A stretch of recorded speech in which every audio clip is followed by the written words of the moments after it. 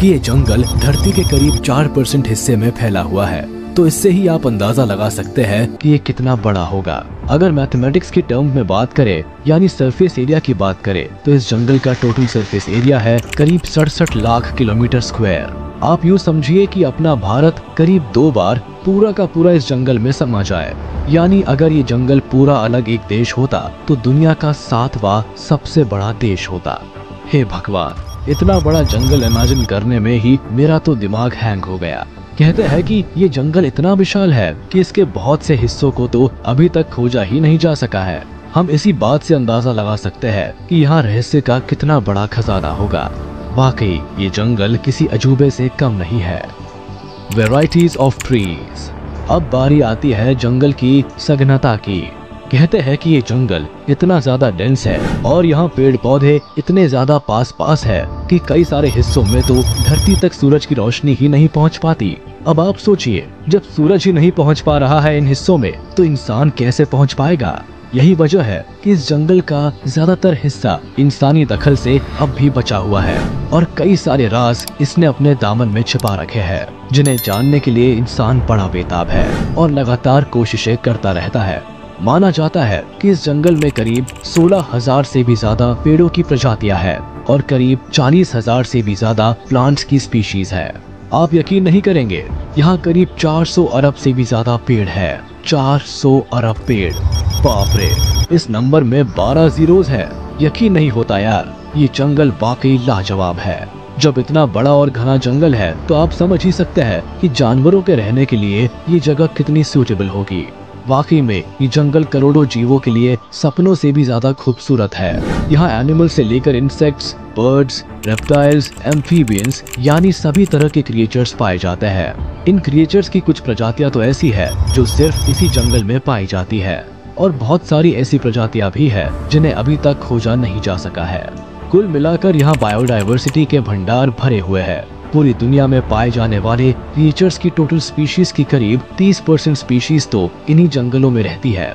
चलिए हम इनके बारे में और करीब से जानने की कोशिश करते हैं। Species of animals.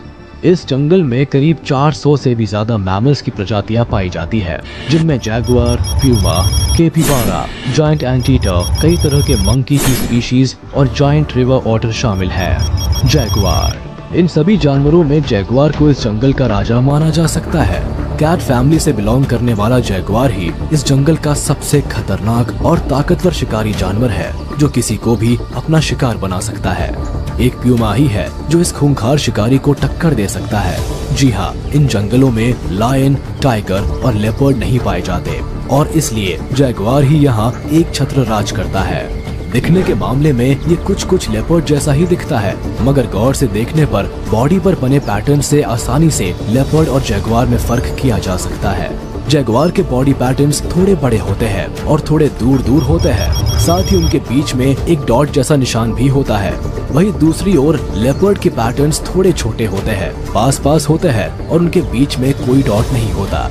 इसके नुकीले दांत, मजबूत जबड़े और लचीले और फुर्तीले शरीर का कोई मुकाबला नहीं कर सकता। इन सारी खूबियों के साथ ही चुपचाप तरीके से शिकार पर अचानक वार करने की इनकी कला इन्हें सबसे खौफनाक शिकारी बनाती है। अगर साइज की बात करें तो इसकी लेंथ होती है करीब 60 सेंटीमीटर से लेकर 80 सेंटीमीटर तक। वही वजन होता है करीब 60 से 100 किलो के बीच में। इनका बाइट फोर्स होता है करीब 1500 PSI। कैपिबारा और केन मैन का शिकार करना इन्हें सबसे ज्यादा पसंद है। Species of insects. अगर इंसेक्ट्स की बात की जाए तो इस जंगल में करीब 25 लाख से भी ज्यादा इंसेक्ट्स की स्पीशीज पाई जाती है, जिनमें चींटियां और मकड़ियां भी शामिल है। और कोई ऐसी वैसी चींटियां और मकड़ियां नहीं, बल्कि बड़ी जहरीली और खतरनाक। बुलेट एंट तो इतनी खतरनाक है कि इसके काटने पर बिल्कुल बुलेट लगने जैसा दर्द होता है, जो करीब 24 घंटों तक बना रहता है। इसके अलावा ऐसी मकड़ियां भी यहाँ पाई जाती है जो एक बार किसी को काट ले तो समझिए उसका स्वर्ग का टिकट कट गया। Species of birds.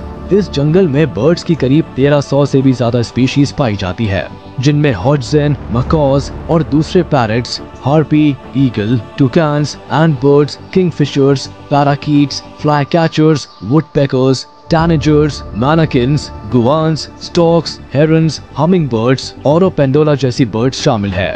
Amazon river. अब बात करते हैं इस जंगल की लाइफलाइन के बारे में।